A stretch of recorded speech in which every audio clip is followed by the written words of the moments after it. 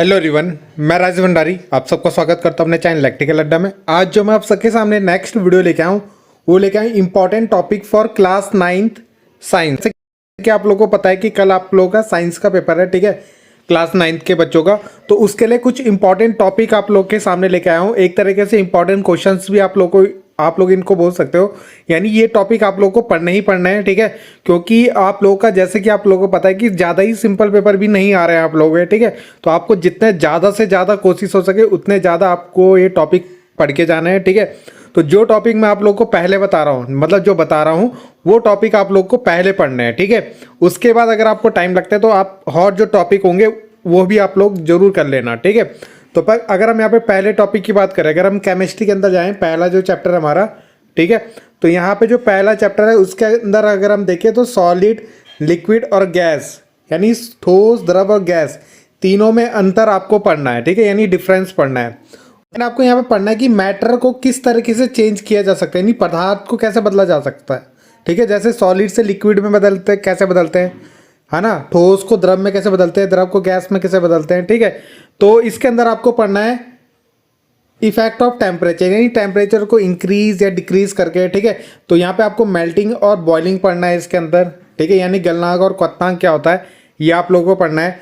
उसके बाद इसके अंदर आप लोग ये भी पढ़ लेना है लेटेंट हीट ऑफ फ्यूजन क्या होता है और लेटेंट हीट ऑफ वेपराइजेशन क्या होता है, ठीक है, जिसको हिंदी में संलयन की गुप्त ऊष्मा और वाष्पीकरण की गुप्त ऊष्मा कहते हैं, ठीक है। लेटेंट हीट ऑफ वेपराइजेशन और लेटेंट हीट ऑफ फ्यूजन, ठीक है। दूसरा है कि effect of change of pressure, यानी प्रेशर को चेंज करके भी हम आपका क्या कर सकते हैं कि मैटर को चेंज कर सकते हैं, ठीक है। तो यहाँ पे इसके अंदर आपको इवेपोरेशन, ठीक है, बहुत ज़्यादा इंपॉर्टेंट है आपका, ठीक है, ये आप लोगों को पढ़ने हैं। और कौन कौन से फैक्टर हैं जो इवेपोरेशन को इफेक्ट करते हैं, यानी इवेपोरेशन का मतलब होता है वाष्पीकरण, ठीक है। तो वाष्पीकरण को कौन कौन से प्रभाव क्या करते हैं, प्रभावित करते हैं, ठीक है। और वाष्पीकरण क्या होता है वो आप लोग को पढ़ना है, ठीक है, समझ में आया आप लोगों को। यानी यहाँ पे आप लोगों को ये लाइन हटा देना यहाँ पे, ठीक है। ये वाष्पीकरण क्या होता है, वाष्पीकरण को प्रभावित करने वाले कारक, ठीक है, तो ये आप लोगों को पढ़ना। और संघनन और ऊर्ध्वपातन, ठीक, संघनन और ऊर्ध्वपातन क्या होता है आपका, कंडेंसेशन और सब्लिमेशन, इनकी डेफिनेशन भी आप लोग पढ़ लेना, ठीक है।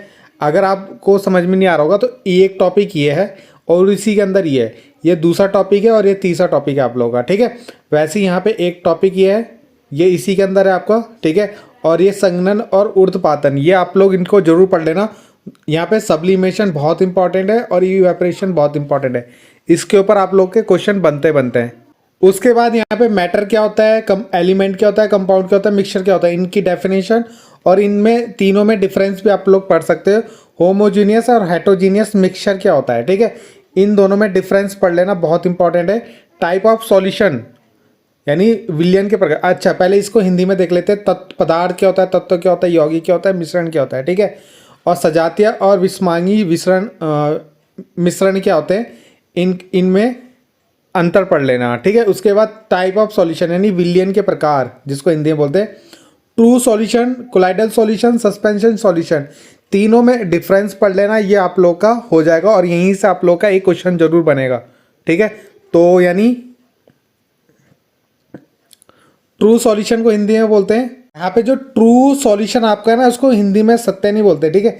यहाँ पे आप विलयन भी बोल सकते हैं, ठीक है, और वास्तविक विलयन बोलते हैं इसको हिंदी में। तो ये टॉपिक आप जरूर पढ़ लेना, तीनों में अंतर, कोलाइडल विलयन और निलंबन विलयन, ठीक है।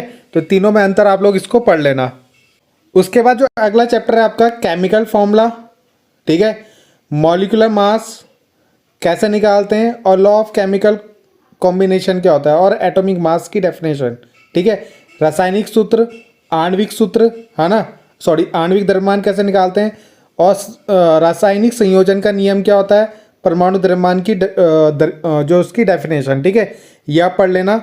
उसके बाद अगले चैप्टर में अगर हम जाएं स्ट्रक्चर ऑफ एटम के अंदर, ठीक है, ये चैप्टर आपका, तो इलेक्ट्रॉन, प्रोटॉन, न्यूट्रॉन की डिस्कवरी किसने करी थी, इलेक्ट्रॉन, प्रोटॉन, न्यूट्रॉन की खोज किसने करी थी, ठीक है। आइसोटोप, आइसोबार, इसको हिंदी में बोलते हैं समस्थानिक और समभारिक, ठीक है, इन दोनों को अच्छे से पढ़ लेना, समस्थानिक और समभारिक, ठीक है, दोनों को पढ़ लेना। वैलेंसी क्या होता है, यानी संयोजकता बोलते हैं हिंदी में। संयोजकता क्या होता है?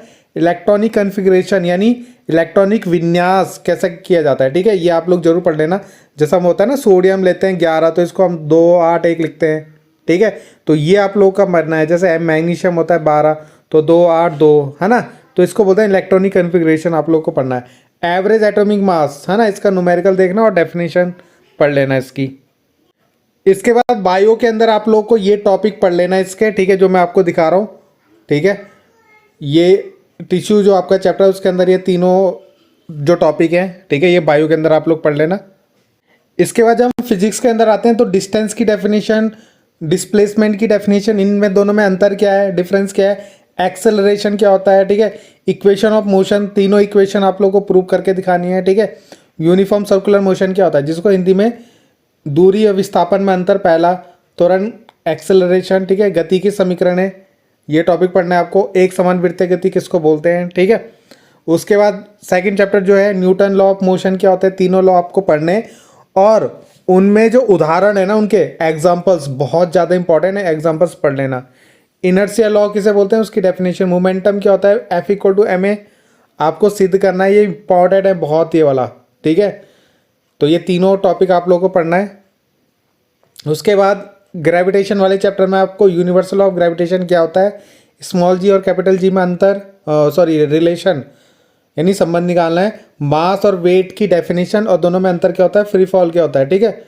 तो ये आप लोगों के टॉपिक है हिंदी में। उसके बाद अगला जो है पावर क्या होती है, उसकी यूनिट, पोटेंशियल एनर्जी क्या होती है, काइनेटिक एनर्जी क्या होती है ना।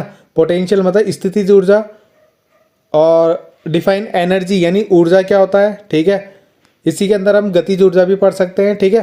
पावर यानी शक्ति, ये आप लोग पढ़ लेना हिंदी मीडियम वाले बच्चे जो है। अगला क्वेश्चन जो है यहाँ पे, what is the commercial unit of energy, KWH होती है ना, ठीक है, और give its relation with SI unit of energy, KWH की SI यूनिट ऑफ एनर्जी के साथ क्या रिलेशन होता है, ये आप लोग को इसके अंदर पढ़ना है। ये इंपॉर्टेंट क्वेश्चन है ऊपर वाला, ठीक है, इसको जरूर कर लेना। State and law of conservation of energy क्या होता है, काइनेटिक एनर्जी का फॉर्मूला 1/2 mv², ठीक है, ये आप लोग प्रूव कर लेना इसको, ठीक है। नेक्स्ट पे आपका साउंड चैप्टर है, उसके अंदर आपको क्या पढ़ना है, सोनार, ठीक है। सोनार क्या होता है और इसकी फुल फॉर्म आपको याद होनी चाहिए। ट्रांसवर्स वेव, लॉन्गिट्यूडनल वेव क्या होती है, ठीक है, दोनों की डेफिनेशन पढ़ लेना। साउंड वेव कैन हियर, कितनी रेंज तक की जो साउंड होती है वो आदमी सुन सकता है। और अल्ट्रासाउंड क्या होता है ना, उसकी रेंज कितनी होती है वो आपको याद रखना है। इको क्या होता है, ठीक है, ये दोनों चीज़ पढ़ लेना। लाउडनेस और पिच क्या होती है, ठीक है। रिफ्लेक्शन ऑफ साउंड की 2 एप्लीकेशन यानी 2 उपयोग आपको बताना है, जो साउंड का परावर्तन होता है, ठीक है, उसके 2 उपयोग आपको बताना है, 2 यूज़। और रिवर्बरेशन क्या होता है, जिसे हम गूंजती है ना जो हमारी आवाज़, है ना, तो उसको बोलते हैं हम रिवर्बरेशन। तो इसको कैसे हम रिड्यूस कर सकते हैं, और इनकी डेफिनेशन आप जरूर याद कर लेना, ठीक है, यह आपसे ज़रूर पूछेगा, तो इसको पढ़ लेना। और ह्यूमन ईयर का आपको डायग्राम बनाना है, ठीक है, और उसकी वर्किंग को एक्सप्लेन करना है, यानी उसकी कार्यविधि को समझाना है, जो हमारे कान होता है ना, ठीक है, तो उसको। तो यहाँ पे इतने क्वेश्चन मैंने आप लोगों को बताए हैं। बाकी जो न्यूमेरिकल आपको कौन कौन से टॉपिक के करना है, इक्वेशन जो होती हैं ना, 3 इक्वेशन, उसके ऊपर डिस्प्लेसमेंट के, वेट के, है ना, मोमेंटम के, केल्विन को सेल्सियस में कैसे बदलते हैं, सेल्सियस को केल्विन कैसे बदलते हैं, एक्सेलरेशन के, यूनिफॉर्म सर्कुलर मोशन, इनके न्यूमेरिकल आप लोग कर लेना, ठीक है। वजन मतलब भार, ठीक है, भार होगा इसका मतलब, तो इनके न्यूमेरिकल आप लोग कर लेना, ठीक है। तो इतने टॉपिक मैंने आप लोग को बताए हैं इंपॉर्टेंट, तो इन टॉपिक को आप जरूर कर लेना, इसी से रिलेटेड आपके क्वेश्चन आपके एग्जाम में आएंगे, ठीक है। तो बाकी मिलते हैं नेक्स्ट वीडियो में, थैंक यू।